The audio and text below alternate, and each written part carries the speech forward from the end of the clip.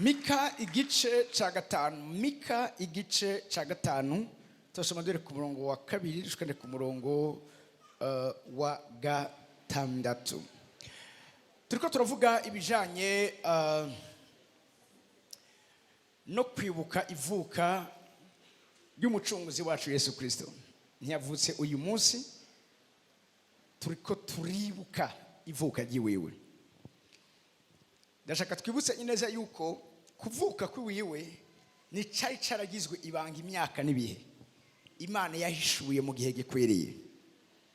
Uyu munsi ico turiko turahimbaza canke uwo turiko turahimbaza suruyoya gwavutse. Turiko duhimbaza dusomye gusura mu vyagezwe imbere yuko Mose apfa yaravuze ngo Imana izobahagurukiriza uyundi muvugishwa ameze nkanje. Ariko aravuga Kristo. Ariko uwo turiko turahimbaza yavuze ngo ameze nkanje mugabo si nkawe. Aramurengeye.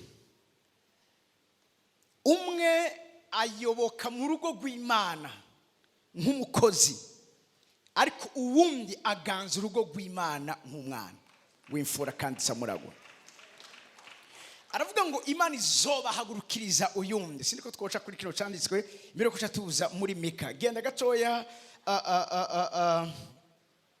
gusubira mu vyagezwe igice ca 18.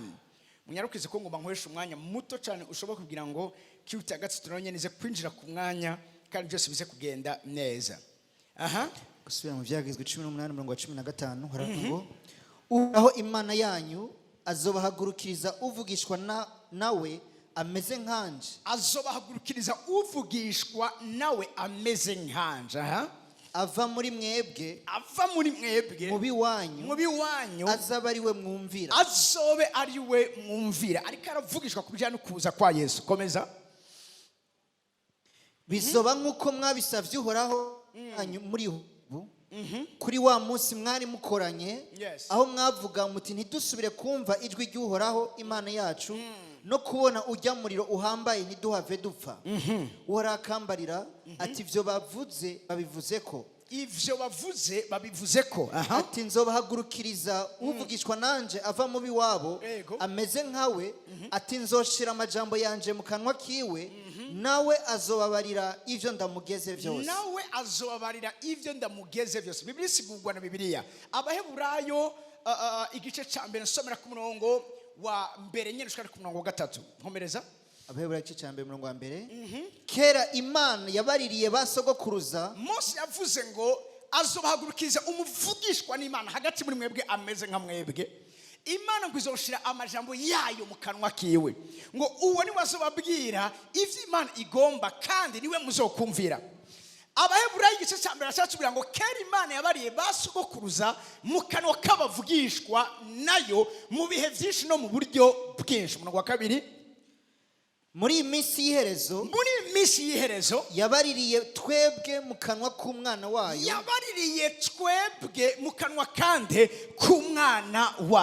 Turiko turavuga ibijanye no kuvuka kwa Yesu Kristo. Ijambo rimwe shaka ko mugumana. Icari caragizwe ibanga Imana yaragihishuriye ubuzima bwacu. Sivyo gusa, iyo turiko turavuga kuvuka kwa Yesu ni gihe tuba turiko turavuga munyumvirize neza aho gushitswa kw'isezerano ry'Imana. Yari yarasezeraniye ubwami bw'umwiza ryambaye umubiri rirazira abana natwe. Mose avuga ati hari uzova hagati muri mwebwe, Imana izoshyira amajambo yayo mu kanwa kiwe niwe azobabwira ivyo mubwirizwa gukora. Hano mu Baheburayo batubwira ngo kera Imana avuganye n'abasogokuruza ikoresheje abavugishwa, ikoresheje abahanuzi, ikoresheje abatandukanye mu buryo butandukanye. Mu bihe vy'iherezo Imana yavuganye natwe ikoresheje nde? Iciye mu kanwa k'umwana wayo uwo yasiriyeho kuba samuragwa wa vyose, niwe yahaye kurema isi. Mose avuga ngo azoza ameze nkanje. Mani majambo azoza avugishwa n'imwemu imvugisha mugabo aratandukanye na jewe. Imwemu yavugisha Mose yari imwemu y'Ukristo. Musi turiko turahimbaza ivuka ryiwiwe. turabona muri Galatiya igice cya 4 umwanya uri imbere. Rero mutahure neza yuko uwo turiko turahimbaza uyu munsi nuwahaye insiguro ubuzima bwacu, nuwahaye insiguro ukwizera kwacu. Tutizera ko yavuze ubutumwa bwiza niki, nukuvuka kwiwe, nugupfa kwiwe, nuguhambwa kwiwe, nukuzuka kwiwe, nukuduzwa mu ijuru no kugaruka gutora isengero. Icyo twita ubutumwa bwiza. Haleluya. Rero n'uyu munsi mu byumva neza si umunsi mukuru gusa turiko. Nimba Imana ishoboye kuvugana natwe iciye mu kanwa k'umwana wayo, hari icyo afise, hari message agufitiye iki gitondo. Hamwe kugura umutima wawe ukitega araza kukuganiriza. Kimwe yambwiye ngo ndakubwira nuko icyo asize mu kanwa ke ngo uyu munsi twumve kandi tumenyeswe nuko igihe gisasa ku buzima bw'umuntu ari muri kino kibanza aho abahora baguhaza batazosura kuguhahaza ukundi. Uwo niwe ngo Imana yahaye kurema isi. Magatoya Abanyefeso igice cya mbere ku murongo wa 4 dushikane ku murongo w'indwi nyarukiriza. Abanyefeso igice cya mbere ku murongo wa 4 gushika ku murongo w'indwi. Avuga ngo muko yadutoranirije muri we itanguriro ry'isi ritarashigwaho kugira ngo tube abera tutagira agasembwa imbere yayo. Kugira ngo tube abera tutagira agasembwa imbere yayo. Ngoma gato nsigure iryo jambo navuze muri kitero cy'Icyongereza muga ngoma ndaginjiremo neza kugira ngo muvyumve neza. Muko yadutoranirije muri we itanguriro ry'isi ritarashigwaho. Itanguriro ry'isi ritarashigwaho. Yadutoranirije muri we even before he made the world. God loved us and chose us in Christ to be holy. To be holy. Kugira ngo tube abera. Mukino avuze ngo kugira ngo tube abera tutagira agasembwa. Umviriza neza kino kintu. Mu mugambi w'Imana, umviriza, hariho umugambi wateguye ingene uzoba uwera utagira agasembwa. Gatora ne equilibre kugira ngo mwumve neza iri jambo. Yadutoranije isi n'ijuru itarababwira ngo tube abera. Dushike ku ruhande kugira ngo tumukore tuzaze kubona mu mwanya tubikoresho vyiwe yitoranirije bitagira agasembwa. Mugabo uyu munsi iyo umuntu itegereje ubuzima bwawe arabona agasembwa. Mugabo watoranijwe muri we kugira ngo ube utagira agasembwa. Ako gasembwa kava he? Turiko turategura kubaka ngaha. Hari igicapo kitagira agasembwa twari dufise kiva mu vyiyumviro Imana yashizemo, dukorana n'umu engineer hama turategura ico gicapo. Mugabo uyu munsi aho tugeze nubwo ibitari bike bimaze gukogwa kugira ngo cya gicapo cuzure, mugumane nanje gatoya, hariho ibitaruzura. Mugabo kiriko birakogwa kugira ngo cya cimviro twagira gishobore kuzura, gishobore gukwira. Siko muri ko muranyumva. Muyani majambo shaka mutahura neza yuko mu mugambi w'ibihe bidashira Imana ateguye ikubona uruwera utagira agasembwa, ikubona uri umuntu atagira esheke, ikubona uri umuntu ibintu byose biri perfect. Mugabo n'urugendo hari biza gukogwa mu nyuma, mugabo bitangura no kubimenya kuko ico gicapo starting point dahari n'ibindi ntibiza gukwira. Siko muri ko muranyumva. Ubuzima bw'Ikristo nugutahura icyo Imana ateguye kera imbere yuko tubaho, hanyuma tukanamenya n'ukungene ico gicapo giheza kikuzura kigakwira kikambara umubiri. Akarorero uyu Yesu turiko turavuga yavutse muri inosi itarabaho, yapfuye inosi itarabaho, yabaye ikimazi inosi itarabaho. Siriko muri ko muranyumva. No mu bihe vya kera biza mu mvugo novuga ifobetse. Isaka murashwa yacunguwe n'umwagazi w'intama wo mu gisaka yafashwe cyari gicapo cy'uyu Kristo tuko turavuga yaragiye kuza. Mugabo hariho igihe cyari cyaratoranijwe yuko bimwe Imana yumvira haba synchronisation nibigiye kugaragarira abantu. Hariho ivyateguwe, hari ibwizo gukorwa kugira ngo ivyateguwe bishobore gushika. Turiko turavuga Christmas, turiko turavuga ukuvuka k'umucunguzi wacu Yesu Kristo. Naho umviriza icyo Imana yateguye kiri muri processus, kiri muri procedure, kiriko kiraza kugira ngo cuzure tukibone hano muri nosi. Nuva amen message pour kibaza. Adutoranya isi tarabaho. Turi abera tutagira agasembwa imbere yayo, turi mu rukundo. Ku murongo ukurikira wa 5 nyarukiriza. Kuko yagabiye kera ko duheshwa na Kristo Yesu gucika abana bayo ku bwayo. Ivyo vyabaye kera, mugabo ucika umwana w'Imana tuze gutera intambuko yo kwizera. Nico gituma mu Kristo ntitubwirizwa kuba ibinebwe. Icyo Imana yavuze yarakivuze, mugabo hari ikiguzi ndiha kugira ngo icyo Imana yavuze ndakibona kiriko kiragaragara mu buzima bwacu. Numva amen imeze neza. Nkuko Kristo yapfuye isi n'ijuru bitarabaho, muga hari igihe cyashitse araza hano muri nosi, rero gwa rufu ruraba urufu rugaragara. Ku buryo hanabaye nibihe aho yavuze ngo Mana nimba biguhimbaye igikombe kindengana. Mu bihe vya kera ntigeze agera aho hantu yo kumva kikombe cyo murengana. Nani majambo kubishira mu ngiro kuvyambika umubiri ni ikintu kitoroshe, mbwa birakunda. Yarabivuze azodushoboza no kubona biriko biraba mu buzima bwacu. Amen yashitse ngaha. Ku murongo ukurikira wa gatandatu nyarukiriza gatoya, kugira ngo ubwiza bw'ubuntu bwayo bushimwe ubwo yatugabiriye muri uwo ikunda seti. Muri we niho duhegwa gucungurwa n'amaraso yiwe, niko guharigwa ibicumuro vyacu nk'uko itunga ry'ubuntu bwayo rigize iki riri.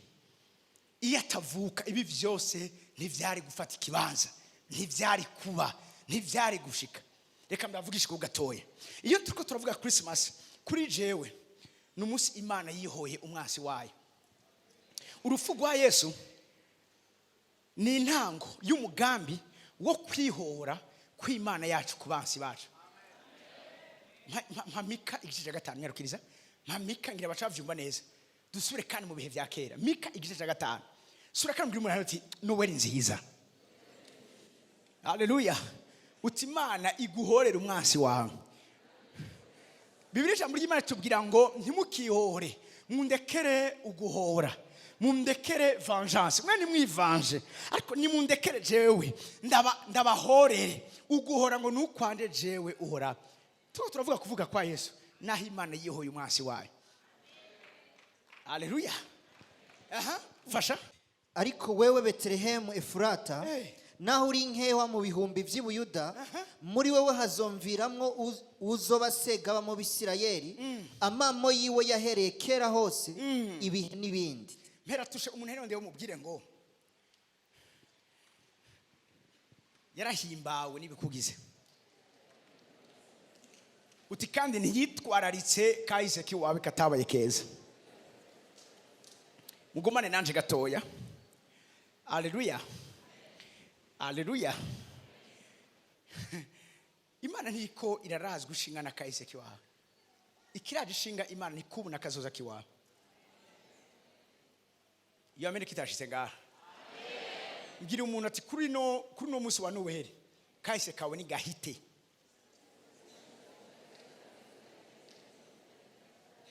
Haleluya. Kahise kawe ni kagira iki ni gahite. Iyi Imana iza kuraba mu marshive yacu, siniyumvira ko vyukuri muri twebwe hovuyemwo ibiti vy'inganza marumbo. Talk to me somebody. Muriko muranyumva? Avuze ngo ewe Betlehemu Efurata, naho uri inkehwa. Umuntu kuba ari inkewa ubundi iyo si compliment. Ni esheke. Naho uri inkewa. Mucongereza avuga ngo are only a small village. Naho uri muto. Naho ugaragara mu bindi bisigara. Imana yigushaka kuja kurondera ibisagara binini bikomeye vyiza byubakitse neza, akaba ariho ikura umucunguzi. Mugabo Imana yagiye ahari igisagara c'inkewa. Yagiye ahantu abantu basuzugura. Yagiye ahantu abantu badashaka gushaka umutima. Ufite iki kima kukubwira ngo kahise kawe uko kuba karabaye kose ivyo si vy'Imana yitwararitse. Mwe wo kwizera yuko naho uri inkehwa, naho wasuzuguritse, naho wakenge, naho warenganijwe, ariko muri we bashobora kuvamwo segaba ivyo bizoba bikwiriye kandi bizoba bihagije. Nuva amen message muri kibanza. Haleluya. Magatoya ndabaseje gatoya abikorinto ba mbere igice ca mbere ku murongo wa 24 cyo tubana kuri gushika kuri 28. Haleluya.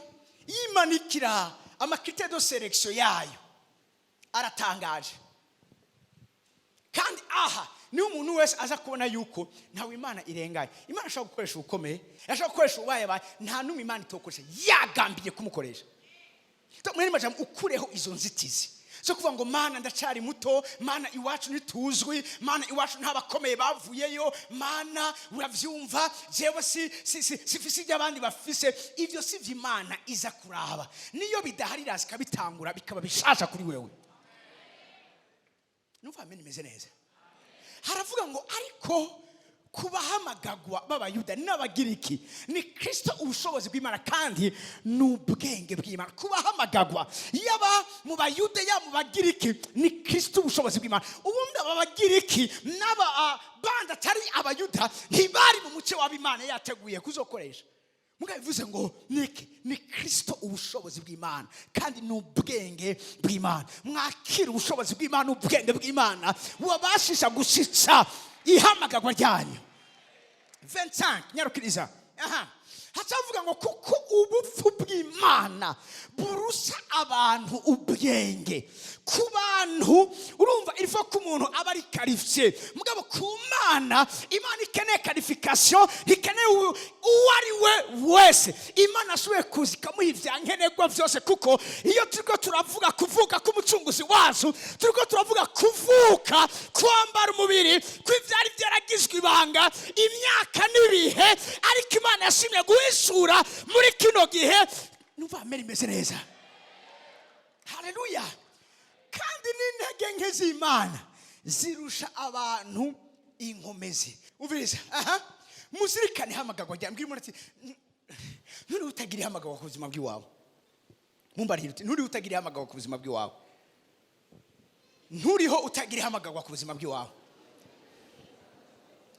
Haleluya.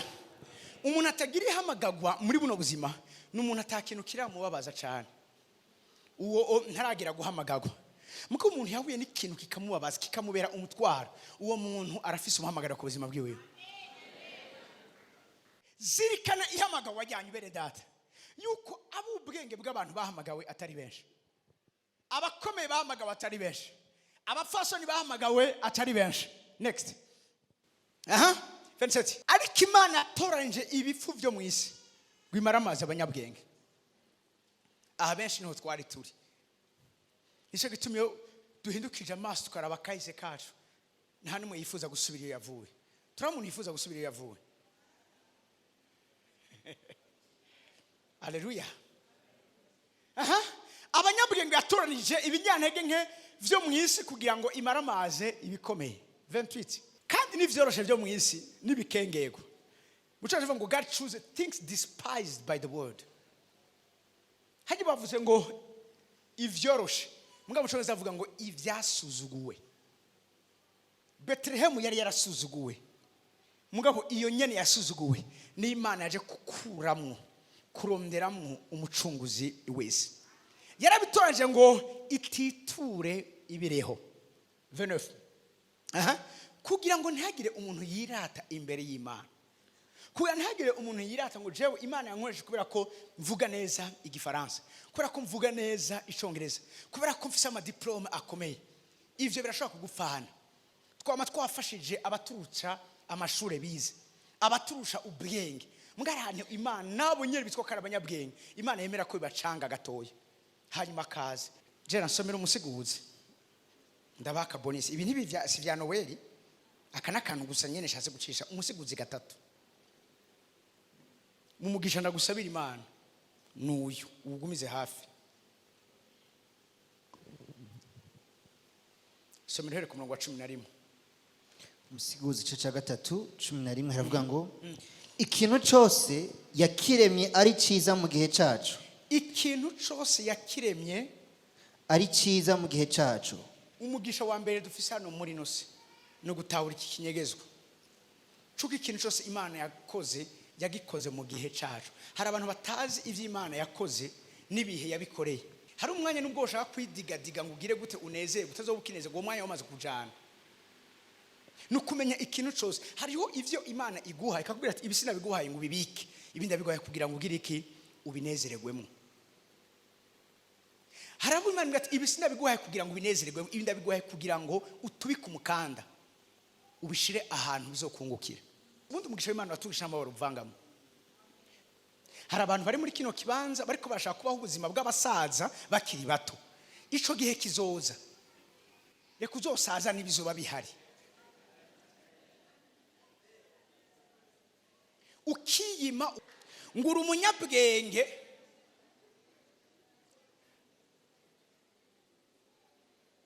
ugakata akanyama gatoya ntukajye ngo ukumve, ngo ushaka akaze kamare indwi, uri umumanajeri mwiza, akayabuka kaje kayijya ko kagahaga, ugaca ukemeye impwemu y'inyatsi n'imwemu ya nyawihebutse. Wahejeje gusoma fasha. Ikintu cyose Imana yaremye yakemeye mu gihe, hari ibintu ari byiza mu gihe vyavyo, n'ibindi gihe vyavyo birengana bibe ari vyiza. Next verse. Nyene kandi yashize ivyiyumviro vy'ibihora mu mitima yabo. Naho umuntu ashobora guserangura igikorwa Imana yakoze uhereye ku itangure ugashitsa kwihereza. Umvirize umurongo ukurikira. Ndazi yuko atakintu kibagirira ikimazi kuruta kugira iki kuneze. Mbwira umunani wandi ati iyo uri kurima umunezero ntubaye umunyabwenge na gato, ahubwo myabu na Satani ari karakunyaga. Urindiye kuzonezerwa uri muri vacances. Waruzi ko ari n'igihe dushiramo AC y'umunezero mu gihe cikigatwa. Yengene bandaba. Muri ko muri vyo ariko navuga. Ikibagira ikimazi kuruta ikintu kugira iki kunezerwa no gukora ivyiza imisi yose bakiriho. Mani majambo muconza avuga ngo as they can bakibishoboye kubikora. Reka tubandanye imbere. Mpaka 14 turahize. Dushikana kuri kenzi kandi azi yuko Imana ikora cyose kizokwamaho. Nta kintu gishobora kongerwa ko kuri cyo. Kandi nta kintu gishobora gukugwa kuri cyo. Imana niyo yagikoze kugira ngo abantu bagire iki bayubaye. Kenzi rero ikiriho nico cyahoze. Umuco avuga ngo what is happening now was happened before. Yesu ko ndavuga Christmas. Naho ngira buno bushizi bw'amanga. Nkavuga mu bushobozi bw'ivyanditswe vyera yuko ubuzima bwawe bwiza kubaho n'ubwo Imana ateguye kera, si ubu turiko turabona uyu munsi. Birivuga ngo ikiriho nicyahozeho. Hari icyo Imana yateguye kera, iyi si tarabaho, ijuru ritarasigwaho. Ivyo nivyo bizo kwambara umubiri bikabana nawe. Icyahozeho, ikiriho nicyo cyahozeho, kandi kizobaho nacyo cyahozeho. Kandi Imana isubira kugarukana icamaze kugira iki guhita. Fata mu bihe vya kera Imana gisura kugarukana ivyamaze guhita mu bihe vya kera. Kristo yari yaravutse kera, mu nyuma Imana hareze 2000 Imana iramugarukana. N'uyu munsi tuko turahimbaza Noel, tuko turagarukana ivyabanje kubaho kera. Si ivyo gusa, muri Mika hano ngiye kurangiriza Mika igice cya 5 tugeze ku murongo wa 2. Shaka shaka ku murongo wa 5. Hani ijambo ryo anje ubuhanuzi riri hama ndabari kuce twakira kwibitse ya 3. Nico gituma azobagabura mu bansi gushitsaho uramutswe azovyarira. Birivuze ngo nge gato azobagabura mu bansi. Ikeke ravuga ngo hari gihe abansi bazogira umwanya wo kugira ivyo bononye ku buzima bwanyu. Mungo mucongereza ravuga ngo until a woman in labor gives birth. Kugeza aho umugore azogera ahantu akaramukwa. Kugeza aho umusumwe inkumi tigeze kumenya umugabo yitwa Maria izogera ahantu ikaramukwa ikavyara umukiza. Umukiza ntiyavutse uyu munsi, yaravutse aheze imyaka 2000. Mwene maje muvyumvikane yuko the hold canke ico ingogo y'umwansi ubundi iri iregare ku buzima bw'iwawe. Kuko umugore yaramaze kugira iki kuramukwa yongera aravyara until a woman in labor gives birth. Reka mvuge ikintu gikomeye, my amplified version. Uyu mugore bariko baravuga ngaho atuma ibihe byo kuganza no gutwazwa amanyama n'umwansi bishigwa ku iherezo. Uyu mugore ni shengero. Ishengero maze gutahura iyo ririko riraramukwa ko hariho ibintu bica bishigwa ku iherezo. icyo gihe abantu baragendera mu mwidegemvyo bakamubuza ijuru ryabahamagariye kubaho atakintu na kimwe kindi kiriko kirabanyaga cyangwa kibakakaza. Nivyo kuri Christmas hari umugore witwa Maria yaramutswe. Mugabo kandi hari undi mugore witwa Anna nawe nyene. Maria yaramutswe mu buryo bw'umubiri, mugabo Anna umuprofetesi yaramutswe mu buryo bw'imhemu. Uku ni kishengero tubiza kumenya ko hari ivy'imhemu hari n'ivy'umubiri. Imbere yuko Maria aramuka mu buryo bw'umubiri, hari undi mugore witwa Anna yari karamuka mu buryo bw'imhemu. Igikuze gutuma igitangaza kitavyagwa mu buzima bw'iwawe, uramukwa gusa mu buryo bw'umubiri, ubabazwa gusa mu buryo bw'umubiri, muga mu buryo bw'imhemu nta kiriko kirakogwa. Ubundi Anna na Maria babiza kujana. Siko amuneka aranyumva. Nico gituma mpagatoyaruka tuvuge gatoya amakuru yuno muvugishwa kazi w'Imana yitwa Anna. Urabe kuramukwa kuri nta kintu cy'igitangaza cyabaye kuri we, parce que ibyabaye byose yarabize. Nimbere yuko Maria Imana imuhitamo, uyu mugore yari kararamukwa.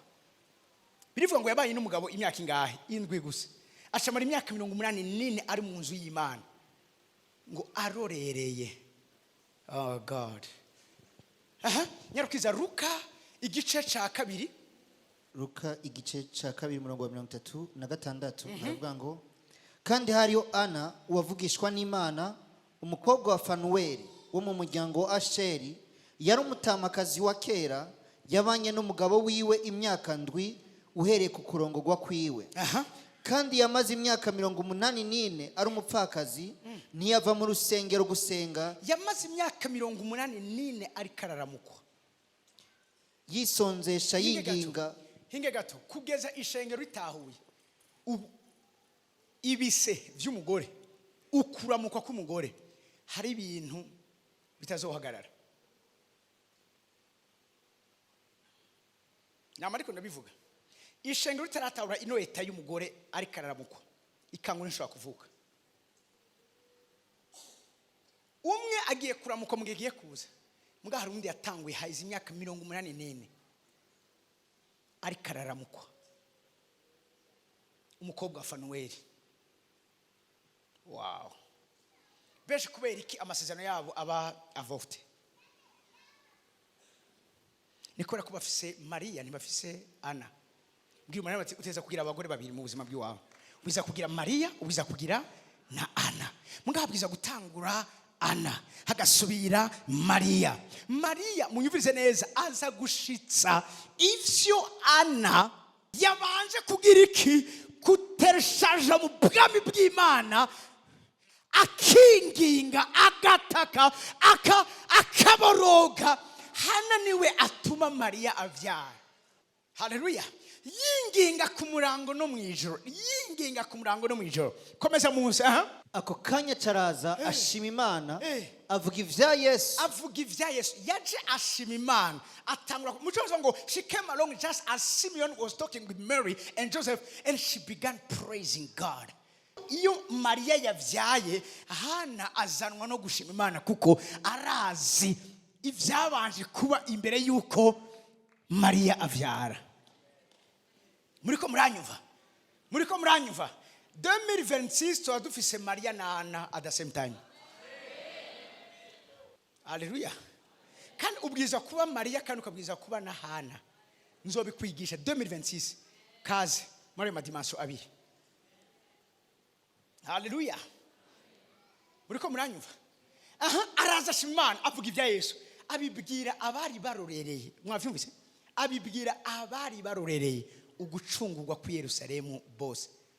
Yaje ababwira amakuru y'uyu mwana bazanye mu ngoro y'Imana guhezagiza, y'uyu mwana yavutse yarafise amakuru yiwewe. Abibwira abandi abari barorereye. Haleluya. Hari amakuru tugiye kubabwira, hari amakuru tugiye kubwira abarorereye amasezerano. 2026 dufise amakuru menshi tuzobwira abiteze gucungurwa. Banonosoye vyose nk'uko ivyagezwe n'umwami Imana bivuga, basubira i Galilaya mu gisagara cabo i Nazareti. Banonosoye bararavye baza gusanga ivyo yavuze na kimwe yabeshemo. byose kwari ukuri n'amakuru yo kwizegwa. Twagarutse rero muri Mika, nicyo gituma azogabura mu masi gushitsa uhura musazovyarira, niho amasigarira yo mavukana nawe azogaruka mu Bisirayeli kato. Azohagarara aragira umukuku mu nkomezi z'Uhoraho, mu cyubahiro cy'izina ry'Uhoraho Imana yiwe, kandi bazokwibera ikintu tunashaka, bazokwiberaho umugaramango. Aka kantu mukashiye ko umurongo mushokiza bavuga ngo they will live there undisturbed. Mucyongereza bavuga ngo ntibazoba bari disturbed, ntibazoba bari abantu bariko barahungabana. Yes, ngira umuntu ati ino Noel ni Noel yo gukuraho ikintu cyose cyahora kiguhungabanya mu buzima bw'iwawe. Haleluya. Bazobaho umugaramango, bazobaho batariko baragira iki, byaje mwavuze gute, batariko baragira iki, barahungabanywa. Undisturbed. Wewe kiziririzwe yuko ubaho hari ibintu biriko biraguhungabanya. Haleluya. Umugarama kuko ico gihe umviriza ubukuru bwiwe buzoshika ku mpera zisi. Bavuga ngo umwera uvuye ibukuru gakwira igihugu cyose. Nimba hejuru atawuriko aramuhungabanya, nawe wamwizeye hasi ngakwisi nta kizoguhungabanya mu izina rya Yesu. Iyo amen ntiyashitse ngaha. Umvise ku murongo wa 5 turangize. Ariko kandi uwo muntu azoba amahoro yacu. Uwo muntu barakuvuga Kristo azoba, he will be the source of peace. Ntazoba gusa, azoba isoko y'amahoro. Iri jambo amahoro rivamwo amajambo menshi. Iri jambo amahoro bavamo ijambo ryitwa umugisha wo kuba no kugira, prosperity. Haleluya. Uwo muntu azoba isoko y'amahoro yawe, azoba isoko y'ugukira kwawe, azoba isoko y'ukugaramanga kwawe, azoba isoko y'ukudakakazwa, yo kudakomwa, azoba isoko y'amahoro yuzuye yawe. Nufa amen meze neza. Umviriza ikindi, umwashuri niyaza mu gihugu, umwasi wa niyaza mu gihugu akadusiribangira ingoro, umviriza tuzomugomorera abungere 7 n'abaganwa 8. Iyi season nshasha twinjiyemo, umwasi akakugora, umubwira uti shize imbere yawe imiryango 7 yuguruye, uhunge uciye mu ushaka.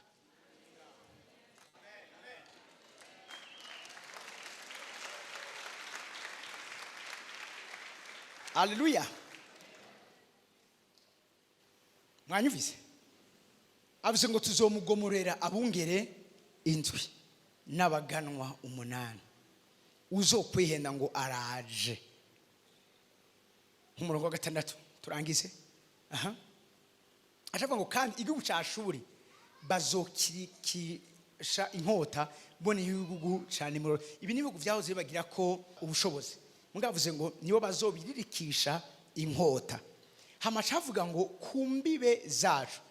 Agace kanyuma nuko azodukiza umwashuri niyaza mu gihugu cyacu akadukandagirira urubibi. Mwani majambo urubibi bariko baravuga aho ukwaguka kwawe kugera, aho influence yawe igera. Umuntu mugiye guhigura ni umuntu agiye kuza guhagarara ku rubibe rw'iwawe. Siriko bariko muranyumva. Ni umuntu agiye kuza kuvogera urubibe rw'iwawe. Ni umuntu mari majambo agiye kuza ku marembo yawe. Iyi season nshasha twinjiyemo, ino Christmas turiko turahimbaza uyu munsi, nibihe bishasha vyuko umwasi adasura kuvogera urubibe rwawe. Amen. Amashimesh ku mwami w'abami.